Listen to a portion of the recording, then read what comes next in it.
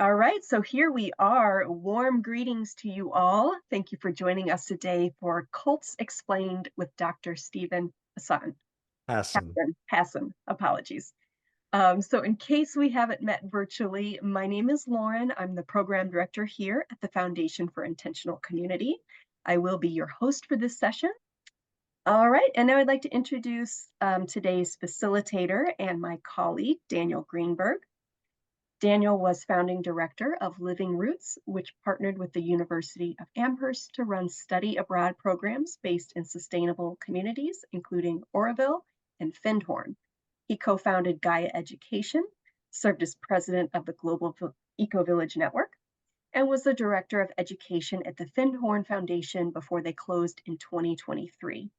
He currently co-directs the Foundation for Intentional Community, along with two social ventures, Earth Deeds, which provides online tools to meaningfully account for CO2 emissions, and CAPE, which develops custom academic programs and eco-villages. All right, and with that, I am going to hand it over to my colleague, Daniel. Daniel, over to you. Awesome. Thank you, Lauren. Thank you. And thank you all for showing up. It's fun to see people in the chat. We got people from California to Tanzania and New Zealand. My old friend Patsy, I'm glad you're here. Yeah, and I'm really happy to be here with my friend, Dr. Steve Hassan. Steve is a licensed mental health professional. He's a recognized expert on cults and undue influence.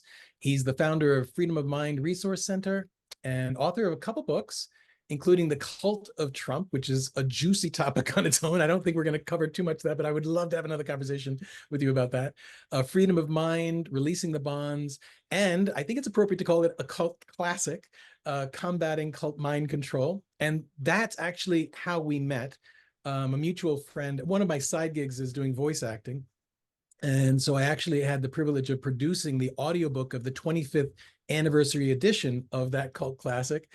And it was actually halfway through producing that book when it kind of dawned on me, like, oh my God, my dad's been in a cult for 20 years.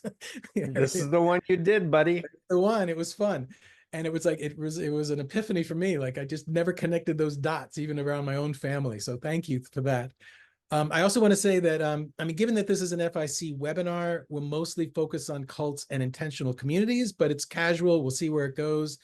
And I also want to say, I mean, it is a wonderful, controversial, sometimes touchy topic. And so I want to be clear that whatever comes out of my mouth is my personal opinion, and it's not an official stance of the FIC. And finally, I want to thank all the comments on Facebook and Reddit. I have so many questions for you, Steve. Where I'd like to start is I know you have a really fascinating backstory. And so I'd love to hear how you got into all this and why you're doing what you're doing. My pleasure, and I regret not being with you at Sirius right now, which was the original plan, but I'm busy moving. So you were kind enough to say, let's do it in Zoom, and you'll come out for a visit soon. Sure. So rain check. Very briefly, I grew up in Flushing, Queens, New York, actually 1.3 miles from Donald Trump, coincidentally, who was in Jamaica Estates in the rich part, and I was in the small attached house on the other side of Union Turnpike. My dad had a hardware store, was a musician. My mom was an 8th grade art teacher. I have two older sisters, raised conservatively Jewish. But after my bar mitzvah, I was like, God hardened the Pharaoh's heart. I can't buy into this belief system much. And I've always been a reader. I've always been interested in philosophy and utopianism and why the world is so screwed up and why things can't be better. Traveled around the world, bicycled cross country when I was 16, and was writing poetry and short stories. That was my major in college. I skipped 8th grade because in New York you can if you test well. And my story is my girlfriend abruptly dumped me, and I was sitting in the cafeteria at Queens College in February of 1974. And that was actually the same month Patty Hearst was abducted by force by the Symbionese Liberation Army. But little did I know, these women who said they were students and dressed like students and carrying books like students weren't. They were fronts from the Moonies cult. And they love bombed me and asked a lot of questions and flattered me and invited me over for dinner. And that began a rabbit hole excursion of 2.5 years, where within a few months I was believing World War III was going to happen, that God had sent the Messiah on Earth. His name was Moon. And I was told to drop out of college, quit my job, donate my bank account, and move into the center, start a collegiate front. Tell me if I'm giving too much detail, Daniel. It's great. I love it. But the point is that I didn't know what I was getting into, but I believed that I was having spiritual experiences that were leading me in a direction where I was going to help save the planet from horrible catastrophes and build the ideal world to restore the Garden of Eden. And yeah, so I had a radical personality change. I was isolated from my family and friends. I was taught that they were satanic, that Moon and his wife were my true parents. I was sleeping 3 to 4 hours a night, working 7 days a week, 18 to 21 hours a day, recruiting people, indoctrinating people, fundraising, and doing political activism. And one of the funny stories that I wrote, you may remember, Daniel, in the book, was that before I got in the Moonies, I hated Richard Nixon. My father voted for him. We used to fight at the family table, how I thought he was corrupt.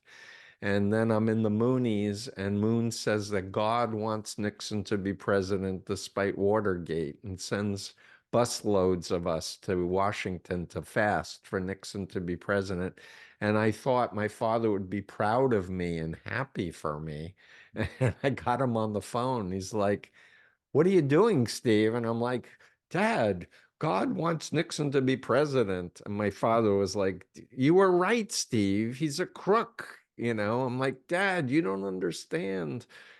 God wants him to be president." And not unlike what's happening in the country right now, I might add.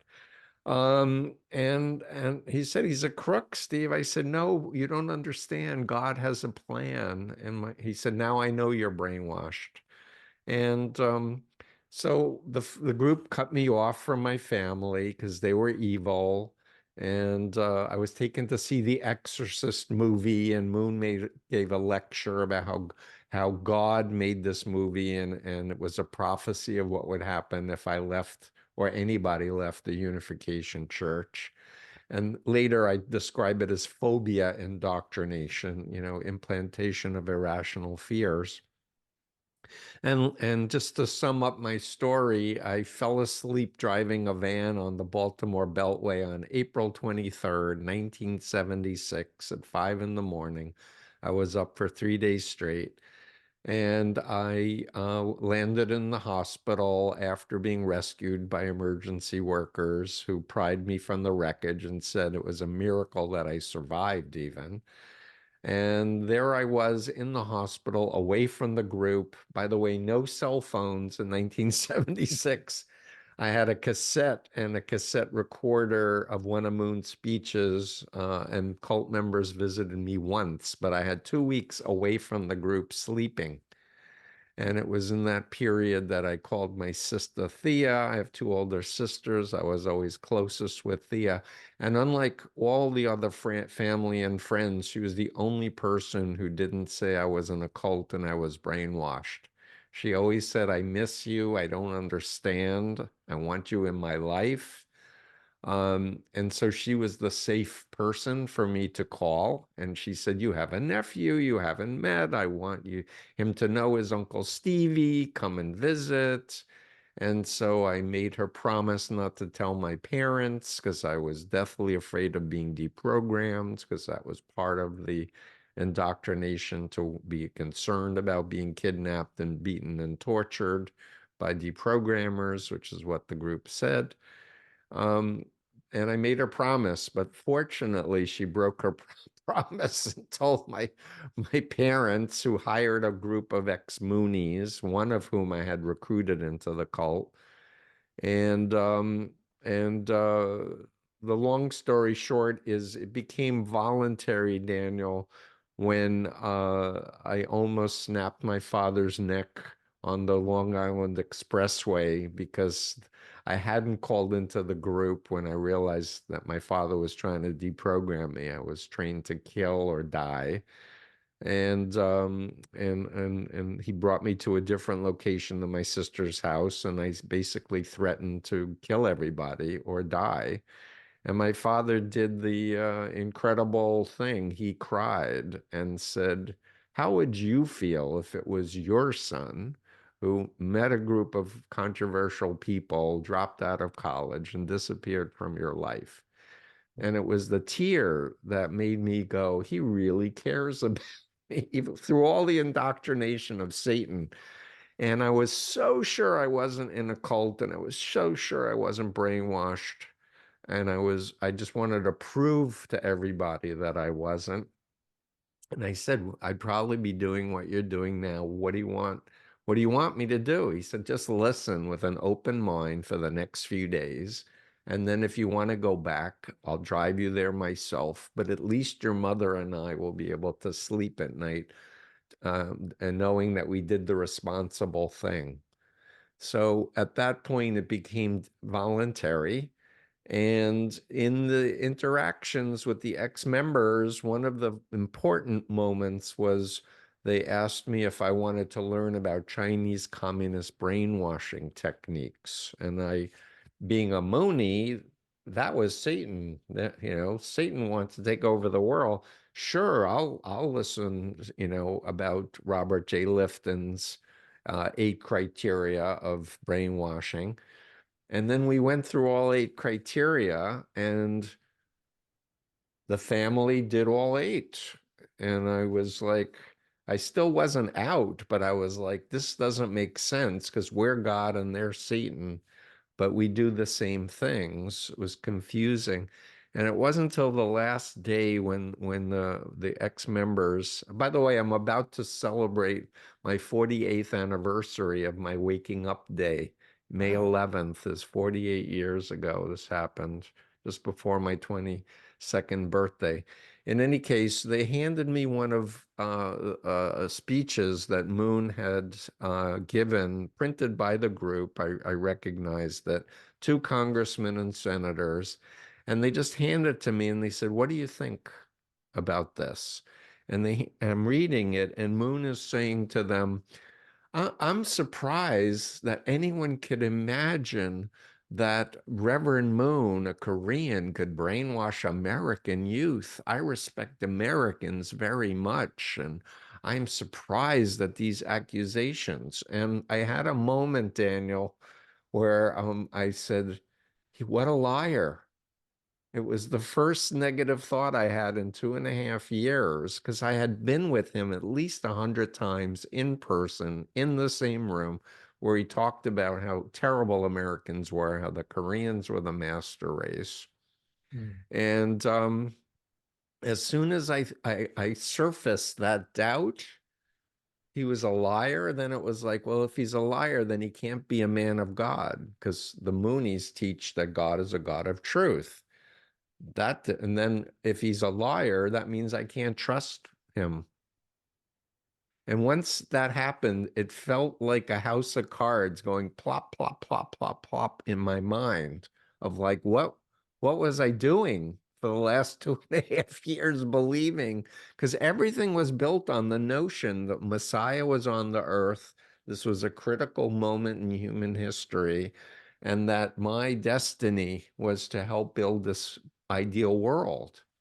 And as soon as I allowed that doubt, all of these experiences started surfacing that should have gotten me out if it had been a normal, healthy, group.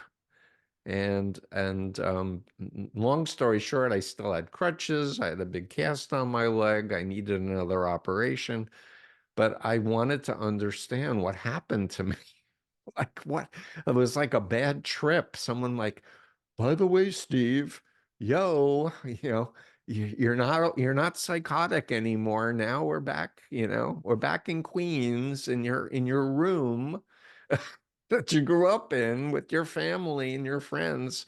My beloved next door neighbor, the first girl who kissed me at age 3, and we have a picture of it, brought me chocolate chip cookies she baked, said, "Welcome home." Wow. And I had no idea I'd be doing this work for 48 years. It's been a journey, I can assure you. I had no plans to become a mental health professional. I knew I wanted to go back to college because I dropped out. I wanted to write poetry again, although they had told me to throw out all my original work once I joined. That was a big clue that there was something wrong with it. So anyway, I think I've given enough of an No, intro for it's people to fantastic. get a taste of how I got into this weird line of work. Thank you. Thank you so much. It's such a fascinating story, and I think one of the things that's most powerful about it is that you lived that life. I mean, you were in the inside, right? And so it's one of the things that's hard for people to even imagine. And I'm seeing a couple people in the chat talking about their cult experiences. I'd say I'd probably flirted with a few, at least that some people had considered cults, TM, Est, Sokagakai. I remember chanting Nam Myoho Renge Kyo. I remember when I left that, someone said, "You are as a candle whose flame briefly flickered and then died out." And I was like, "Oh." and it goes on from there. But what I really would love to get into to start is sort of some definitional stuff. And I think it was Ken Keyes in his what was it, Handbook for Higher Consciousness. He said that a cult is just a term we use for any group we don't like. So my first question is, what is a cult, and is there any consensus among legal, mental health, mainstream opinions? Because it is a word that's used in so many different ways. Help us understand, like, what is a cult? So there are, as you just mentioned, many different definitions. So there are theological definitions, like Walter Martin wrote a book called Kingdom of the Cults, but his definition is any group that isn't a fundamentalist Christian, is a cult. There are all these different categories. And where I'm at, Daniel, and I don't know if people will be able to see my influence continuum. This is Can something we get that's that up? Lauren, do you have that handy? it's in my books. It's on my website. People can go to freedomofmind.com, learn, and see that there. It's coming up great. And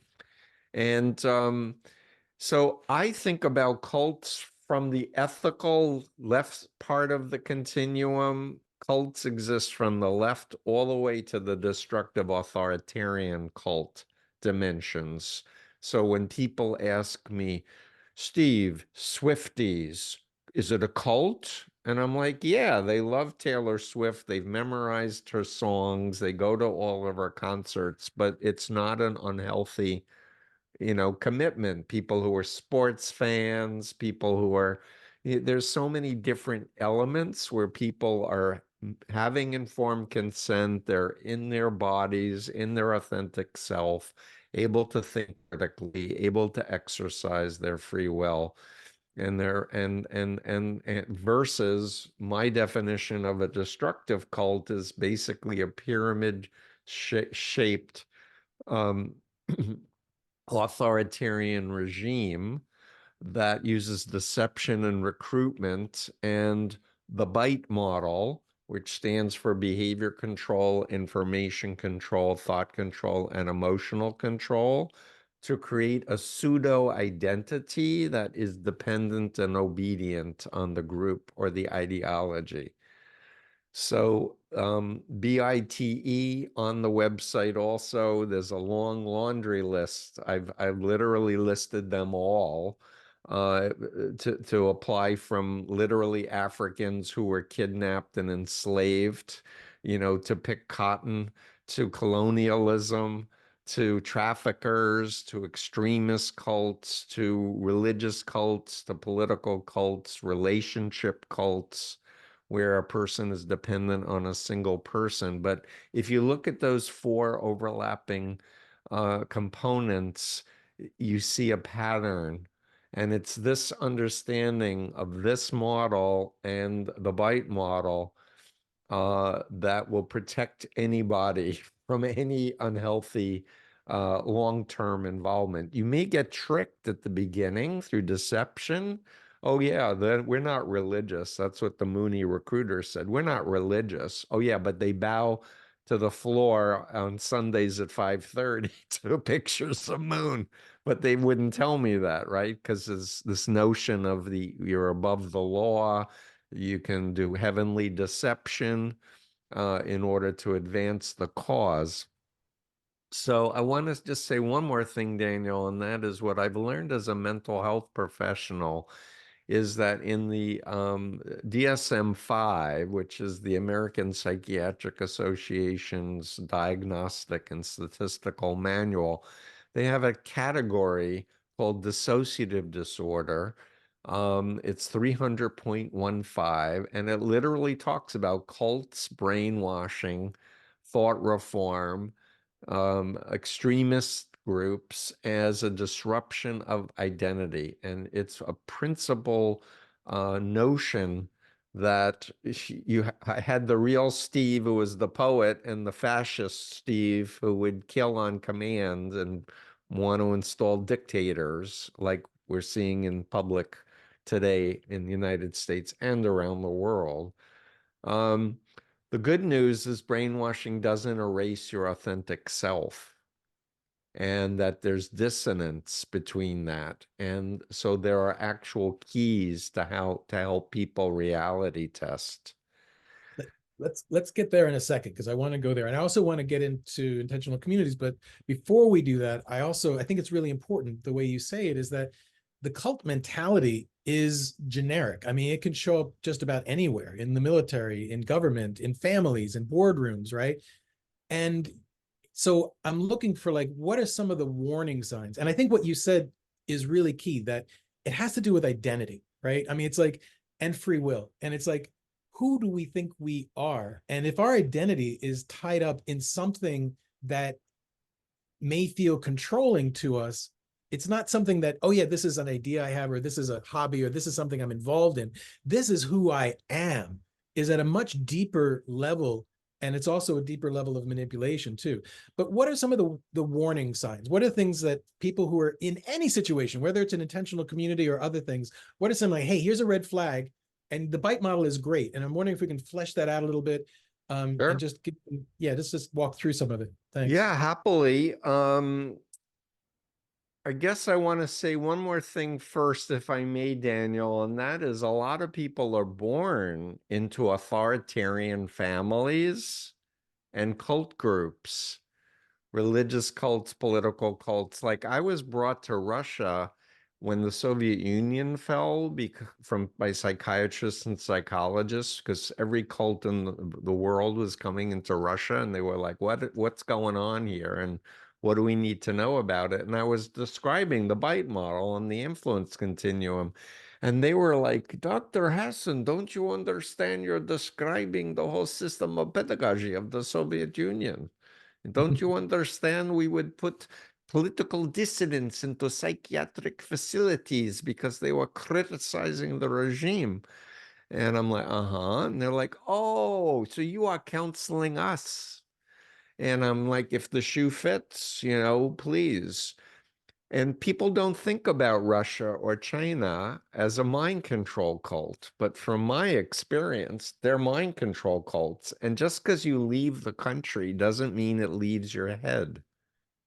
And Right. unless you've done the processing to understand what is healthy development, looking to develop a locus of control for authority in your body, not looking outside to some authority figure to tell you what reality is or what to think or feel or do. So a lot of people are born in or an authoritarian. Let's take for 1 second. So an authoritarian parenting thing, they want people to be dependent and obedient and clones and believe in the parents' religion and do what the parents want. Excuse me, do what the parents want. I was on the wrong side, not to confuse anybody. Healthy parenting is developmentally appropriate, where the parents understand your kids are unique souls and your job is to help steward them to become their true self, to be their best self, not to be a clone of you. And for a lot of people, when I share this one insight, it's like, whoa, you're describing my family, because they never thought about what is healthy like, and what is the difference experientially. And I'll say people can rewire their own minds and their own identities, but it requires a process. It's an effort. It's not something that most therapists have any training in whatsoever. So thank you for letting me go, just to circle back, because I wanted to cover, and I know on Facebook someone was asking about being born in a group. I wanted to, make sure I covered that early on in this dialogue. Remind me what your question was. Forgive me. So let me just some of the things that I am aware of as warning signs, and then you can say yes, yes, or maybe change some things. I mean, there's black and white thinking. Yeah, things are good or they're bad. There's an elitist mentality that we are the chosen or it's our destiny, that there's groupthink, that individuality is bad, conformity is good, that there's a vertical, not horizontal allegiance, right? That it's about how do we ally ourselves to the top rather than our peers. Friendships are in some ways threatening because if one person leaves, another might, or they might, gang up on someone. There's no informed consent. It's a lot about fear and guilt, not love and support. That if it's about if you somehow are not conforming, you're weak or you don't have faith. If you leave, you're certainly weak or you're insane or you're evil, or then you're brainwashed, right? If you leave. There's also a time bomb. Some culture, like there's an apocalypse coming or the end of the world. And you mentioned phobia indoctrination, You're doing great, man. Die, you will commit suicide. So I wanted to get those out there because I wanted for people to have their list of saying, hey, you know what? Actually, I do see this here. And so is there anything you would nuance or add to that No, list? absolutely. So, behavior control, the goal of it is dependency and obedience. So there are rigid rules and regulations, as often sleep deprivation or sleep manipulation, dietary restrictions. I have a whole list. If you want, I can just Or kind of. maybe if there's a place that Lauren could get or could put out as a link, I think Yeah, I could. That's a I have the resource, I think, for whole people. thing on Great. freedomofmind.com, because when you have the tools and you go, oh, and in fact, people fill out the bite model with their own group and they say, hey, Steve, I read Combating. Here's the bite model for my group. And often I've never heard of the group, Daniel. And I'm like, okay, I'll start a file for them. Right. And if it's a group that's been around for a long time and has a lot of people in it, I may invite them to be a guest on the influence continuum, to share their experiences and such. But understand, anything that's legitimate will stand up to scrutiny. And if you're not able to ask critical questions against the leader, the doctrine, or the policies, warning flags should go off. Yeah. If there's not an environment that is supportive of you saying, I don't think what you're advocating is a good thing, and here's why, where there's room for and healthy leaders are accountable and responsible, and they're honest and they're transparent. Unethical leaders are malignant narcissists. And if you go on my website to Undo Influence, Unlearn Malignant Narcissism, you will see the criteria of Eric Fromm. And I did chapter 3 of The Cult of Trump, comparing Donald Trump with my former cult leader, Hubbard of Scientology, and Jim Jones.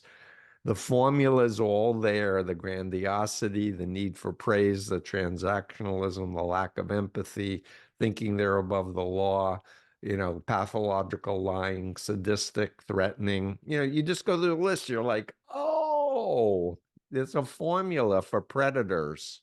And if you understand what to watch out for, you're gonna be in a lot better shape for Better sure. shape, but not fully protected. And this is a point I want to make sure that we're clear on, is that often when we think about cults, we think about these are other things. These are other people, right? It's like, I would never join a cult. If someone joins a cult, they must be somehow weak-minded or vulnerable, or somehow there's something not quite right about them. And Right. so can you speak to that? Because we often don't think we ourselves could ever be vulnerable to a cult. Are we? It's a great question. So, and I'm noticing in the chat, people are putting Lifton's criteria.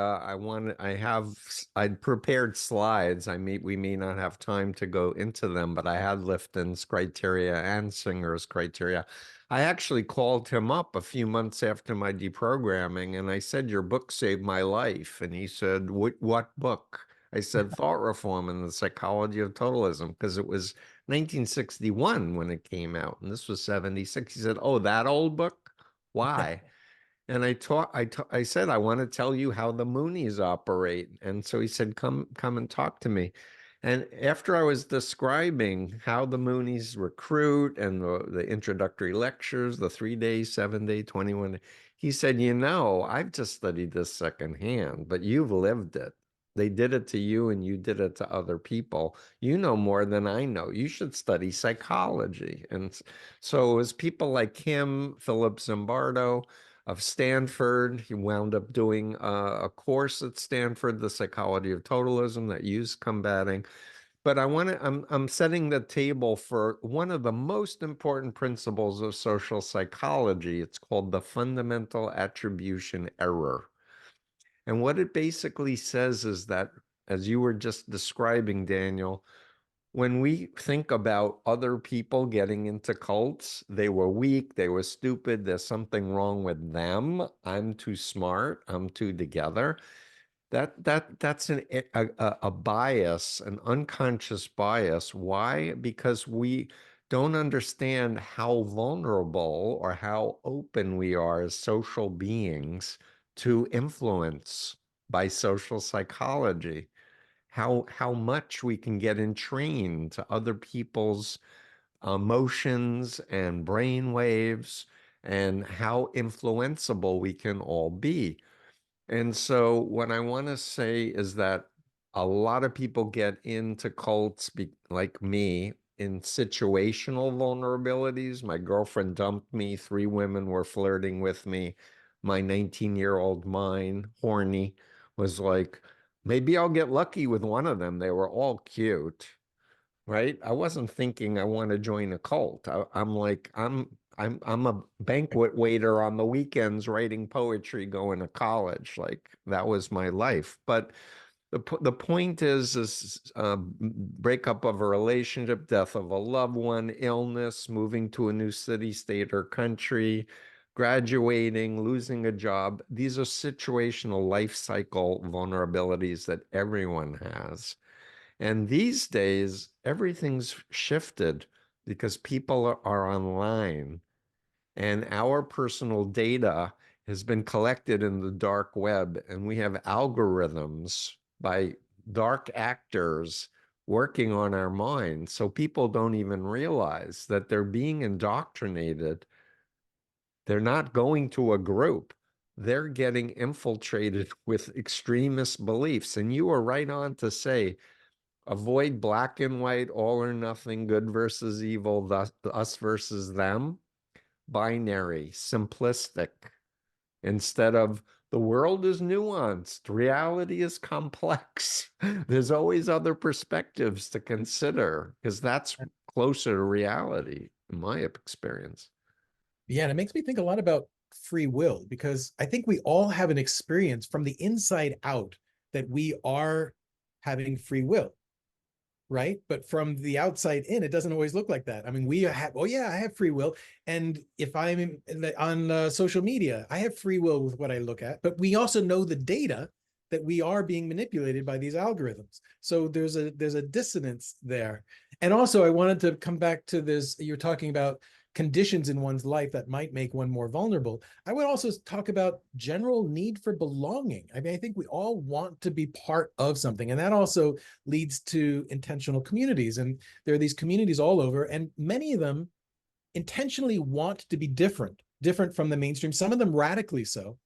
And you could even, some of them would argue that they've escaped the mainstream cult, or the cult of the mainstream, right? And I guess it's a question of like, where is free will and undue influence? It's like sometimes they're hard to find that threshold. Like talking to someone in a cult, of course they'll say, yes, I am acting under my free will. And then how do you get in and say, actually, you may think that, you definitely think that, but here's evidence that you're not. Here's evidence that you are actually under undue influence. Right. No, it's a critical question. There was recently a scholar wrote a book saying where there is no free will at all. I don't Sure. agree. I think that Right. he's too extreme. I'm forgetting who wrote the book that just came out. I know But Sam Harris has said that a number of times. yeah. So the thing is that we need to remember that life is a process, and groups can morph, relationships can morph, and so we need to be awake and pay attention and have timeouts and reality test and say, what did I think I was joining? What is it like now? Are my needs being met? Looking forward to a future and knowing you have choices and not feeling like if I leave, I'm going to lose everything and all my friends will turn their backs on me and call me a traitor. That's a big no-no. If any group is going to turn their back on anybody and call the person names, that goes to Lifton's number 8 principle, dispensing of existence. It was one of the things that Chinese communism said, is that if you're part of the people, then you have a right to exist. And if you're not part of the people, anything goes. You're no longer a real person anymore. I think we're all valuable as human beings. And so what else do I want to say about that? I think that really having clear guidelines for any community of checks and balances of so that's not one person running everything who is elevated to a status beyond reproach or criticism. That is a recipe for disaster. My experience with spiritual teachers and spiritual masters is they're not about ego. It's the last thing they want is to be at the top of a pyramid telling everybody what to do. That's just not how love works. It's not about how, in my experience, Yeah. in my Most journey of the communities spiritually. I'm involved in, there's the king must die attitude. If you get yourself into a position of leadership, you're more often cut down than held up. But it does happen that way. But let's go with that just a little bit longer, because in a community setting, what are some guardrails that communities can put up? How, as a community, can we protect ourselves from the cult mentality that may be there already or might intrude at some point? I think that, I think you're at the cutting edge of laying out ethical guidelines for intentional communities, because you don't accept anybody in your organization. There are real checks and balances, and there needs to be a way that there's like an ombudsman or someone that you can go to say, hey, we have a problem that's emerging over here.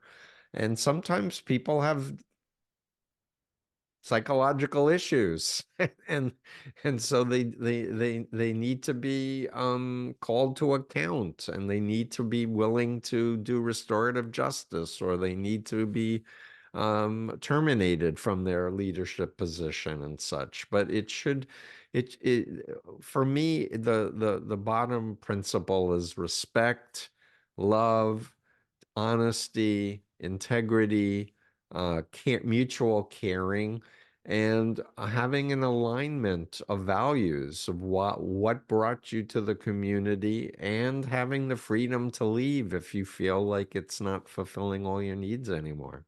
Right.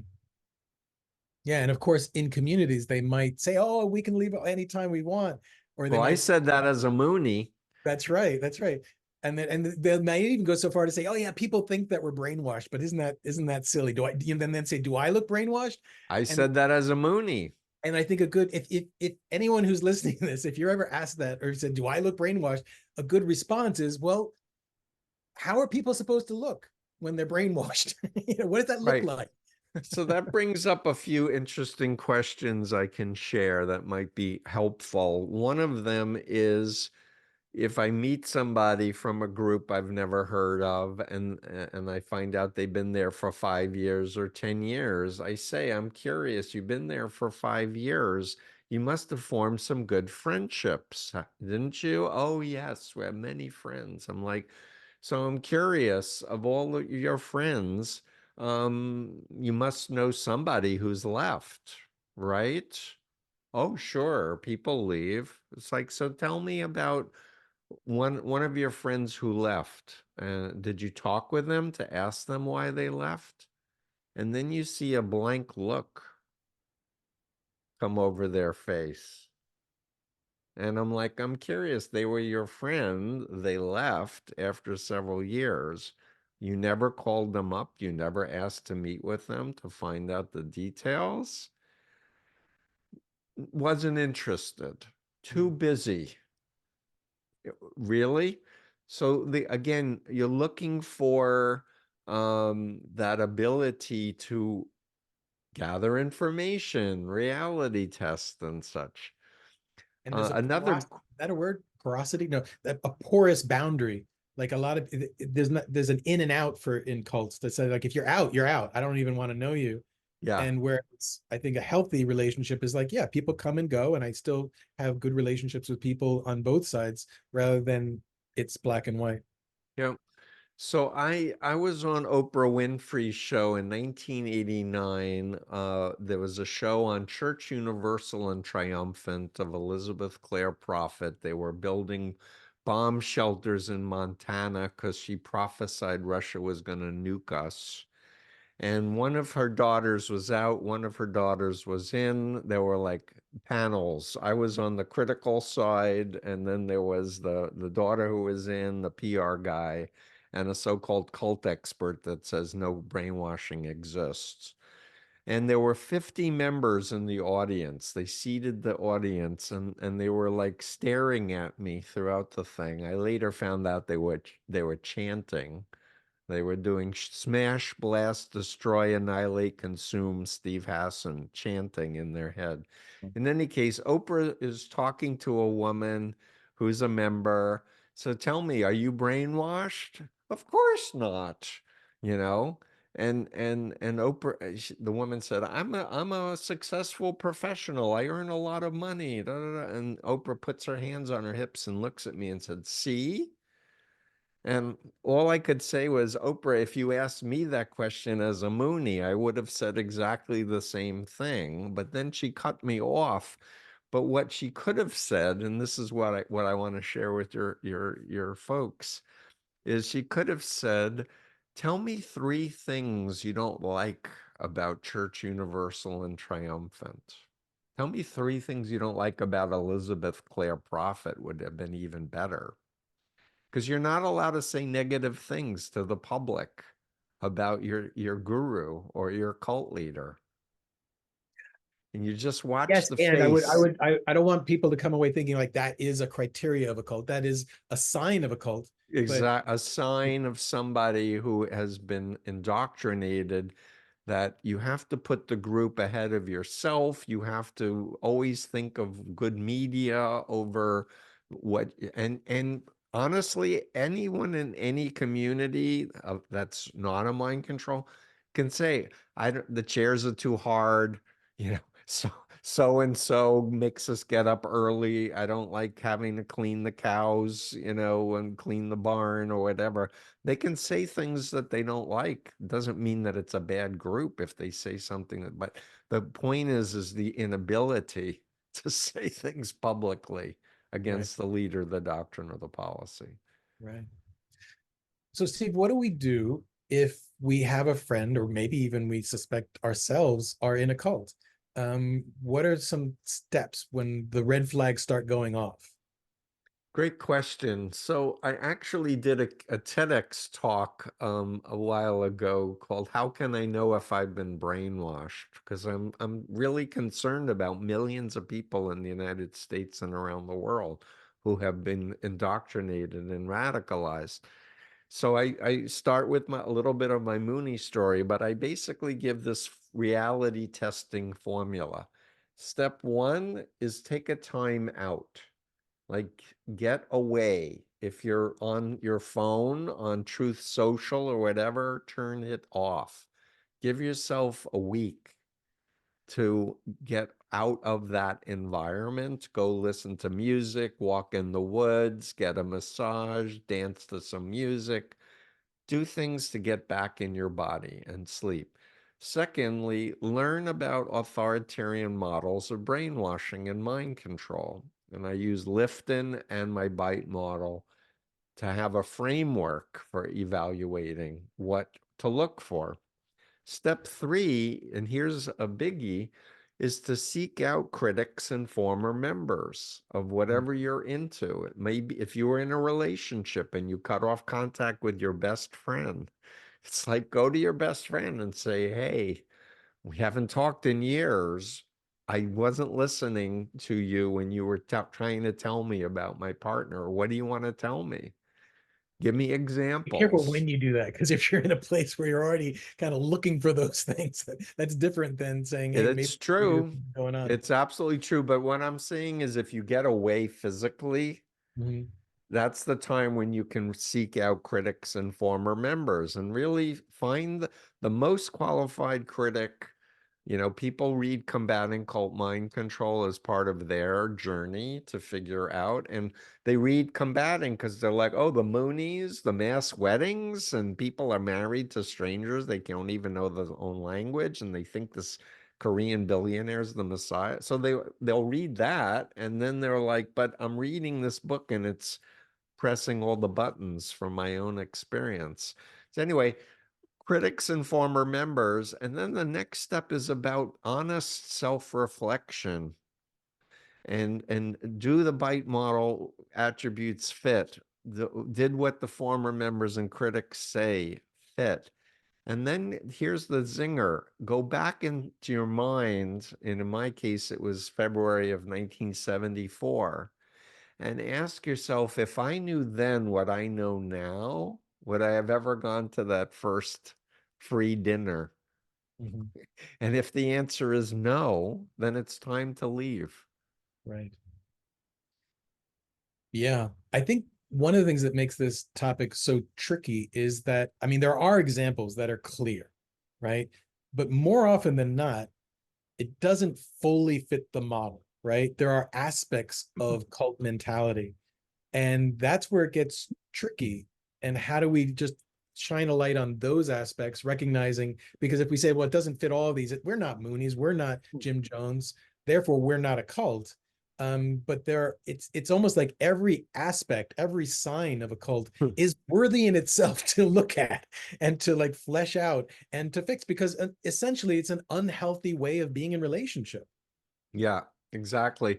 I was looking for a graphic and I must have left it in my bag, but there's a graphic in my books and on my website of a pyramid, and then circles emanating from the base of the pyramid. The top leader is at the apex, the sub leaders are right below that, the core devotees, then the rank and file members, and then the fringe members. And mostly people are meeting fringe members, people who are not aware of what's going on the inside.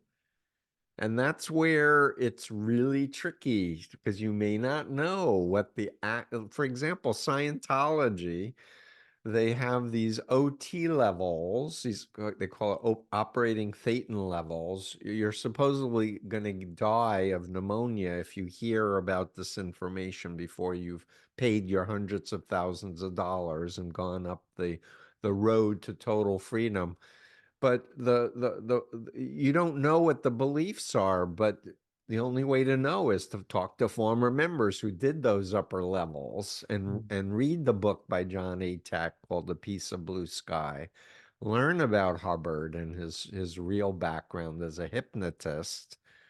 And then it's like, there's a whole nother thing to, this group. It's not what they are, with all the commercials about it's your mind and this is the owner's manual for your mind. It's like, no, it's not. Steve, you offered some good advice if we suspect we're in a cult. What do we do if a friend or if we see someone? I mean, it's a very tricky thing, right? Because again, they'll deny it. I mean, it's almost a sign of it. And so then how do you deal with that? But if you're really wanting to support someone and supporting their free will, but also their healthy sense of self, where are the intervention points, or how do we support them? Great question. So I wrote a book, the dark blue one called Freedom of Mind. That's over my shoulders. I should also add, I did an online course for clinicians if they need CE credits, or an online course for anyone else. But what I basically say are what I found works best is what I call the strategic interactive approach. So what that means is it's not about persuading a person they're wrong or offering facts to show that what they're doing is bad or the leader is bad. Why? Because with the dual identity, it's trained to block any attacks on the leader, the doctrine, or the group. You get defensive. The best technique is curious, respectful questioning, where you are opening yourself up to believing, and you say, like, convince me about Scientology, but I want to understand it with my eyes open with the facts and such. And so the issue is really knowing who the person is. If this is a family member or a friend, you go back to who they were before they got radicalized, and you spend time reinforcing that healthy long-term relationship with them, and then say, you seem to be really into this new thing, and I would like to know more. Teach me. And with QAnon and some of the stuff lately with conspiracy theories, the cult members will say, well, do your research. And they send you 50 links of things that they watched on YouTube or places that they went. And I say, you know what? I trust you. I don't trust strangers. That's good. Pick one that's good, that was influential for you, and let's watch it together. And we'll pause it and we'll go back and forth. And just that act of being willing to invest some time because you care about the person and have the frame that you might be able to be convinced is very persuasive. And when people are trying to explain it to another person, they realize, you know what, I accepted a lot of things that I didn't really merit accepting. Claims of truth where there's no facts to back it up, etc. So I recommend a reciprocity thing. You share something that was important to you, and I'd like to share something that we watched together that's important to me, and we'll go back and forth and we'll pursue what's true. We'll pursue what's real. I want to mention a book by Adam Grant, who's an organizational psychologist at Wharton, wrote a great book called Think Again. And the premise of the book is that to be human, we should separate our egos from our beliefs, and we should just pursue what's true and be prepared to change our beliefs as new data emerges and as new experiences happen. And I'm just going to share one quick story at the beginning of the book. He's interviewing Kahneman, who recently died. He won a Nobel Prize for thinking fast and slow for behavioral economics.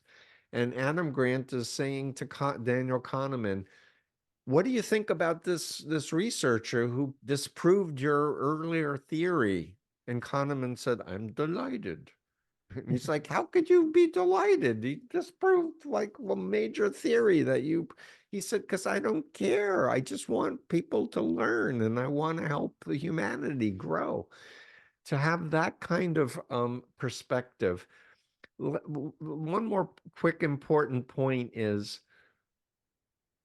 if you can locate other examples that the person would accept as important and valuable of what is a brainwashing mind control cult, you can talk with them about these other groups, not what they're into. And these days, there's so many documentaries that are coming out on Nexium, on Love Has Won. There's so many different documentaries. You can ask someone to watch a documentary about a different guru or a different leader, but you can talk about the bite model and you can talk about the information control and how things are propagandizing, etc. The premise, Daniel, of all my work is nobody wants to be abused. Nobody wants to live a lie. Nobody wants to be cut off from people they love and care about. So that if you're engaging enough and a person isn't in a bubble that's totalistic, but they have access to outside people who care about them and are inviting them to have different experiences, they're going to get out. Yeah. Yeah. That's great. Wonderful, wonderful advice. I'm also wanting to open space for the chat, and I'm seeing a couple questions come in that are really interesting. And you've talked to some of this, but there might be some more to flesh out. One is around red flags of a group before joining. I mean, to look at the structure, talk to ex-members, see if there's sort of consent, open to like how the members available to the governance structure. What other things that people should look for? So a big thing is, are you being exposed to this new thing in real life or is it online? For one big question, because a lot of recruitment's happening online now. And I like to look at websites. Oh, you have a group? Tell me about your website. And healthy groups tell you who's the founder, what's the background, what are their credentials, is there a board of advisors, or are there endorsements from like real people about things. Unhealthy groups do all kinds of global generalities and, talk about higher consciousness, but, give your money early on, etc. So, again, it's like I want people to be good consumers and realize their mind is incredibly valuable. Their time is incredibly valuable. And it's the burden of proof is on the other group or the recruiter to convince you that this is worth your time, not on you to disprove it. Right. And they flip it around often to make you feel like there's something wrong with you, that you're asking questions or that you're wanting to, look at the accounting records. A lot of cults will say, oh, you can see the finances. Sure. It's like, okay, what day and time can I come in and see the books? And then you never can. If it's one of those churches, it's like run It's out like of that. Trump saying, of course I'll testify. Yeah, I don't want to go off on that tangent. Yes. I'm thinking also a lot of it has to do with our attachment to things, right? And there was a question about how do we deal with communities that have flat hierarchy, but we can still be attached. So like personally, I'm very attached to climate change being real. I also believe science. So I'm going to get myself in trouble with some You're people. attached? Personally, Are I you believe. joking? Well, yeah, so but I believe in science. I also believe that vaccines work, and it's I don't know how to deal with the mentality of like science is a cult. We can't believe science. They are brainwashing us. And so at that point, it's like, we're just sort of in this muck of like, I don't know where to go with that. Like, I totally agree that science is changing. In fact, I remember there was a conversation between the Dalai Lama and Carl Sagan. This was years ago, and Carl Sagan asked him, it's like, for those of you who are younger than us, he's sort of the Neil deGrasse Tyson of his day. He was a popularizer of science, and he asked the Dalai Lama, it's like, so if science proved that reincarnation didn't exist, would you believe that? And the Dalai Lama sat for a second, and then he said, yeah, if you could prove to me that reincarnation doesn't exist, I'd have to believe that, because I believe science. I believe that we're Right. trying our best with that. Yeah, so Right. where would So you go with that? let me first say that I'm about to interview David Lipsky, who wrote a book called The Parrot and the Igloo, Daniel. It's on climate Okay. science denial. Yeah. And guess what? My former cult has been at the center of climate science denial for 50 frickin' years through the Wow. Washington Times Foundation.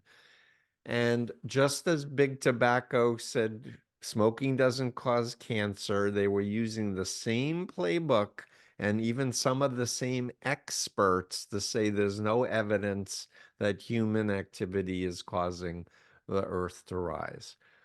So let me just state, I have a vested interest in outing the Moonies and saving our planet because our planet is in incredible distress. Next, I want to talk about fourth generation psychological warfare.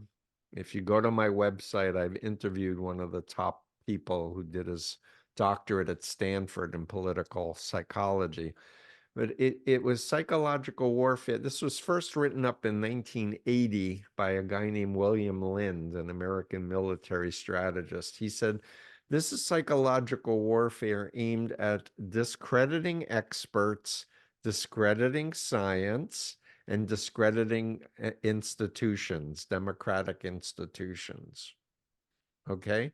So there has been a consistent force, and I blame the Christian right, the creationists, the fossil fuel industry that doesn't want science to say that we need to switch out of fossil fuels, etc., aimed at creating this chaos and confusion in order to push their authoritarian libertarian agendas that says selfishness is good and altruism is evil. That's literally what the Koch corporation teaches, second largest private corporation in the United States, and the funder of many think tanks, including this free speech movement that says, "Whoa, people should say whatever they want." And alternative facts, sure. We all have this notion that we can create our own reality and that there's no such thing as data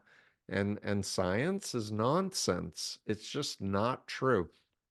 Lastly, I want to say there's ethical science and there's pseudoscience. Ethical science says there's no truth with a capital T. We have hypotheses, we do testing, and we're happy to have a new hypothesis if it gives us better data to support it. Unlike ideologists who say there's, the Bible is the truth and that there's no errors in it, etc. And the thing about science is you need to have a healthy community that challenges the claims of a new theory. Right. And I went and did my doctoral dissertation when I was 63 because I want to update the law and create a scientifically valid construct for people to evaluate undue influence. And so I did the first scientifically validated experiment, and it came back with a high factor analysis. And this past year, a professor at Boston University challenged it. It's called falsifying, to try to falsify the results. And she came up with the same, if you can control behavior, information, thoughts, and emotions, You have authoritarian control, yes. So that real science will keep getting validated. Yeah. There may be a better model than the bite model coming down, but for now, it's better than what is currently law, which is trafficking, fraud, force, or coercion. And I say it's better because experts in labor trafficking and sex trafficking use my bite model because it explains coercion in Right. great detail and includes fraud and includes force. Yeah. But back to there's no such thing as alternative facts. Yeah. You know, they're called lies. Funny. And Democrats science said it's matters. great because it's true even if you don't believe in it. It's true even if you don't believe in it. Now, I want to just say something about vaccinations.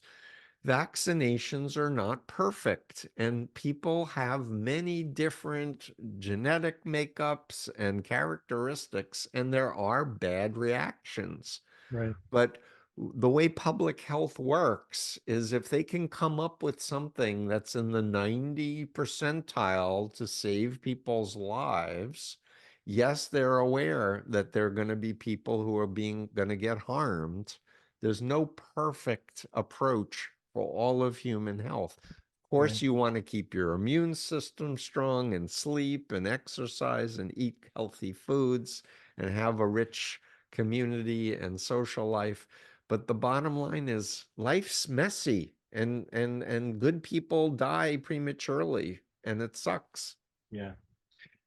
Thanks, Steve. I want to thank Lauren for pointing out that there is a Q&A box, and I've been focusing mostly on the chat. And so I want to go through some of the listeners' questions. You've Sure. addressed some of this, but so let's kind of do this as a lightning round and just see if there's anything I'll more try to add. be shorter. That's okay. No, it's okay. It's great. But I also want to make sure we can get through some of these questions. So Great. Zach Rubin, thank you for the question. Whenever I teach about intentional communities to my college-age students, the first question is always some variation of whether or not the places I study are cults. Why do you think that the two have such a quick association for so many people, especially when they don't know anything about intentional communities? My sense is that because of the media and the ones that are communities and cults are rather dramatic and yeah. And they get a lot of media attention. A lot of media so attention. people hear about the aberrant groups much more than the healthy groups.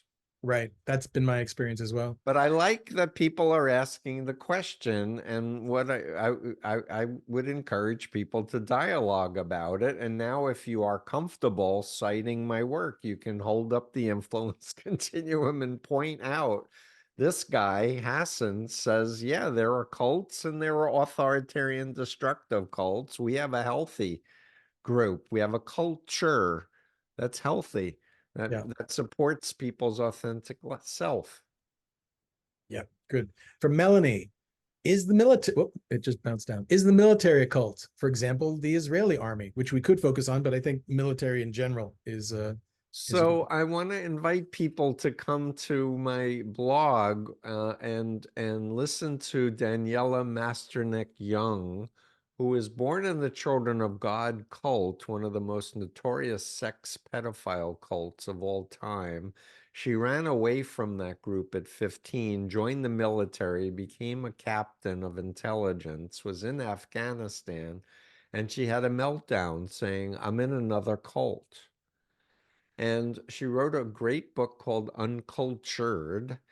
And we had a whole dialogue about her experience as a woman in the military. And I think there's a big difference between men in the military and women in the military because the military has been mostly men. And she was on the front end. Clearly, boot camp training is BITE to the hilt. They're teaching people to kill and to believing in patriotism and nationalism, et cetera, et cetera. But what's different about the military is what the term is called egosyntonic versus ego dystonic. In other words, as a Moonie, my real self was dystonic. I was a fallen person and my family was evil. When you're in the military, your real self is not put down. You have this new military identity. You're given a number, a uniform, etc. But you also have a contract and rules and checks and balances within that. And you have a contract where you leave and you get benefits when you leave. So it's not the same. When you leave the Moonies, you got squat, and they're not giving you health care. There's no court of appeal if you have and you're not allowed to say no to a senior member who gives you a command that you think is illegal or against the Constitution. So it's different, but coming back, yes, there's undue influence, and there's a lot of people who went to Vietnam who were pissed off to learn that the leaders lied and said they were nobly saving America and capitalism and against communism, and they realized it was a sham. Yeah, thanks. Okay, let's move on. Here's a question from Joe, who's just across the street here at Sirius. It's helpful to hear about extreme examples of cult behavior, as many of us have heard about. And I'm wondering how cult behavior or susceptibility may come into our daily lives and how we can help ourselves be less gullible. With how much information is around, it's hard to know what's truthful or helpful. And I wonder if you can give us any insight in how to weed out information that sits on a power structure, for example, American government and military superiority and other political agendas. Oh my God. I guess my first reaction is I want to add a piece that if you read Combating, you'll understand. But I came to realize after I got out of the group, there was a congressional investigation into the Korean CIA activities in the United States. And I naively thought that the Moonies would be shut down. But then Jonestown happened. I was invited to speak by Bob Dole in DC. I get to DC and then I'm taken off the agenda and I'm like, what the F is going on? Long story short, I learned that the black ops of the CIA set up the Korean CIA, and the Korean CIA founder under oath said he organized the Moonies as a political tool to do brainwashing in South Korea against North Korea. So you're talking to somebody who I'd say loosely is MK Ultra 2.0 or 3.0.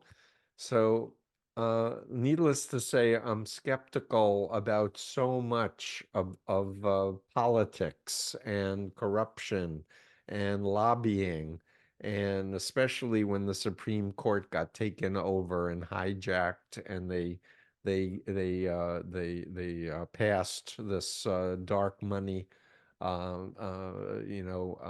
law.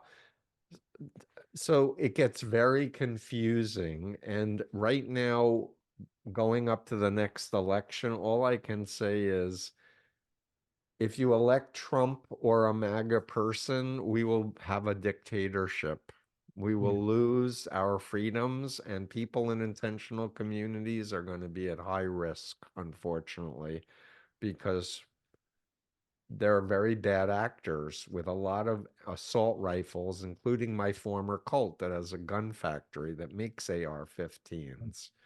So let's be really clear. We need to vote. We need to vote blue all down the ticket. We need to get a supermajority, and we need to clean up and reinstitute regulations that hold corporations accountable, get us privacy data protection, and other good things. I think our greatest resource is smart people who care. And I'm hoping somebody's listening to this going, I'm a smart person, I care. And I'm not going to dial out and say the world's screwed. I don't care. Like, let's care and let's help each other. Thanks, Steve. Yeah, I think we have a time for a couple more questions. There's a few from Angeli, so I want to get to at least one of hers. Here's one. I'm currently still connected with Hare Krishnas and have read Combating Cult Mind Control twice. You could listen to it next time. Yeah, There's Daniel zero read it. There is zero doubt for me that ISKCON and Hare Krishna Society overall is getting deeper into far-right destructive authoritarian bite model with Prime Minister Modi, Jai Hind totalitarianism, and won't oust known convicted pedophile priests from public events. How can I continue grounding, centering myself with the faith and beauty of ancient texts while mourning my friends who are still deeply getting hurt and entrenched within the movement?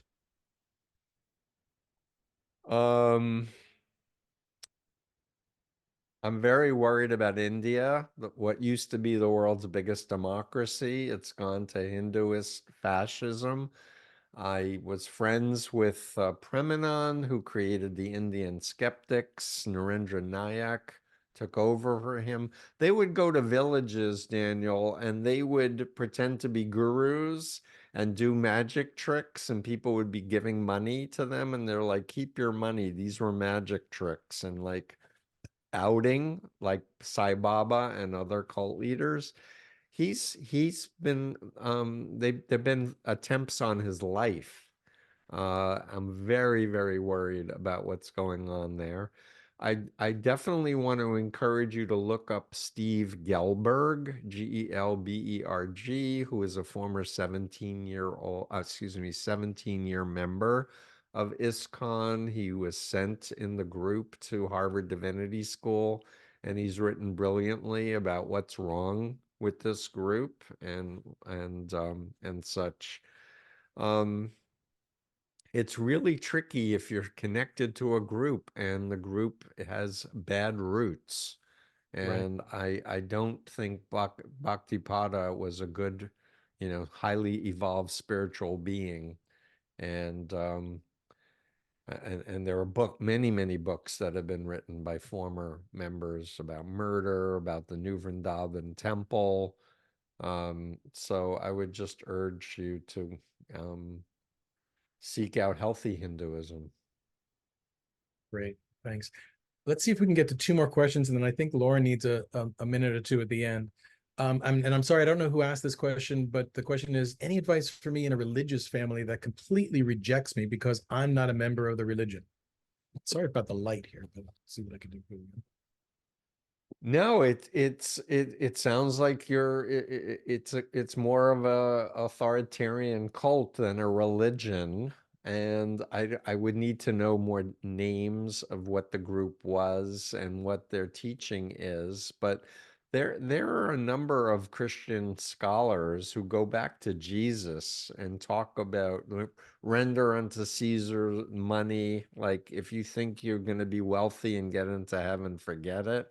Or, if you want to do politics and make a Christian nationalist policy, country, that's not Christianity. So it's about love and it's about compassion and kindness. Be nice to neighbors. And if your family rejects you, I still recommend being in touch with them. But the best thing to do is to thrive, to show them that there's life outside of the group and that you can be spiritual and you can grow and learn and contribute outside of the group. That's great. Let's see. Megan had a question that actually builds on what you said, and Angela commented on that our greatest resource is smart people who care. And so Megan asked, what advice do you have for someone becoming a mental health professional who wants to work with cult survivors, considering there is no real curriculum or certification like there are for other specialties? And I would say you are the person to answer that question. Yeah, no, that's why I did an APA approved CE course. It's 9 hours. But we need to get it into every major university and make it part of the training. It's an epidemic. In the meantime, read. That's what I did. I'm self-taught. I love to learn. I read a lot of books. I listen to podcasts, and I'm not getting any younger, and I want to transfer my knowledge to other people. I was telling Daniel I'm packing up books that I've accumulated over 47 years. I don't have room. I'm putting some of them into storage, but I'm giving a lot away. And I want to transmit my knowledge to the next generation so that more people can get help. Mm. That's wonderful. And it's something that I want to think about more with my FIC hat on, because so many communities are forming. And I think we're also looking at, like, what are the elements of forming a healthy community? And obviously this is one. And I'm wondering if you could share that link, or maybe we could talk about how to make a resource specifically adapted for communities to say, look, if we're becoming a community, someone needs to take this course and be sort of the resource for us, or sort of, and maybe more than one. I mean, let's do this together, ideally. So that we can really inoculate ourselves. And it's more than that, right? I mean, there's the other side to all this. And maybe this is a good place to end on. I mean, there's cults, but the other side is what we want, right? We want a healthy society. We want healthy relationships. We want to be able to exert our free will in ways that serve the greater good, right? And so let's focus on That's that. what I want. Right. Maybe I need to join one of your communities around I the look forward world. to inviting you out. And, we said that No, there's I mean it. Meaning and belonging and community and purpose are what makes being alive a great thing, and being with wonderful people who bring out the best in each other. And you have diversity. I'll add that I really encouraging people who are in, the regular world to create trust pods amongst family and friends, but don't just have people who believe what you believe. Invite people who have different perspectives, different religions, and you can even have a role of of just being the critic, of the contrarian. That's the word I was looking for. You can rotate who's going to be the contrarian for that week. And your role as a contrarian is just to come up with every reason it's bullshit, or that idea is a bad thing, in order to have a robust environment where people's ideas are welcome, and Right. not just yes, yes, yes, we should do what they say. I love that idea. I love the idea of it being on a weekly basis too, because then it also helps us understand that this is a role that we can put on, we can take off, and we're flexible in that way. I'm going to recommend another meeting, Daniel, where we invite people who have been former cult members, who are in different intentional communities around the world. And we can, like, not just me talking, but everybody can share, because I think collectively there'll be more wisdom. I really want to do more of this. And also, I mentioned that there's a woman who was on the FIC podcast a few months ago, Jessie Stone, who I think who has a podcast called Cults I'd Join. So yeah, I listened to a few of them, and she really needs to read my books. Well, I want you guys to talk. So let's do that. And let's get you guys talking. Let's get a larger group of people who have experiences and open it up to others. But at this point, I just really want to thank you for all this work you've been doing for close to 50 years, dude. That's amazing. Congratulations. And just think of all the lives you've changed, and how that has rippled out into what I'd like to think of is an anti-cult society, which is the society we want. Well, So I wouldn't say anti-cult, because that's a trigger for me. I'm pro freedom and democracy let's and say that. healthy communities. Pro healthy community. Yeah. And Thank you. and thank you for all the work that you are doing. And I'm telling you, I really think Madison Avenue has sold a lot of people this bill of goods, that you need to have goods in order to have value in your life. You need a certain car, you need to have a certain watch or whatever, and it's just nonsense. We could have a whole other topic, a conversation on the cult of capitalism and all that. I'm So happy more to to talk more about to it. tell. Thank you. It's good to reconnect, and thank you for being here. And I'll pass it back to Lauren for some final words. Great. Yeah. Thanks again, Daniel. Yeah, thank you, gentlemen, both. This is just a fascinating conversation, and I'm excited about, kicking around some ideas about further collaboration. I think that would be amazing. But I do just want to take a moment to give my sincere thanks to both of you for dropping so much knowledge on us today, and having this conversation, and also all of you for joining us and engaging. You asked some really wonderful questions, and I'm just glad that we could all get together and talk about this stuff. So that's really all I have for you. Just deep, deep gratitude for all of you. Yep. And I'll if I may plug something, Daniel and Please do. Lauren, I was interviewed by Anthony Davis for a YouTube show he does called Weekend News. And tomorrow night I will be on if you want to hear my stuff on Trump and Oh, politics for those who want to hear that angle of my life. I'll be listening.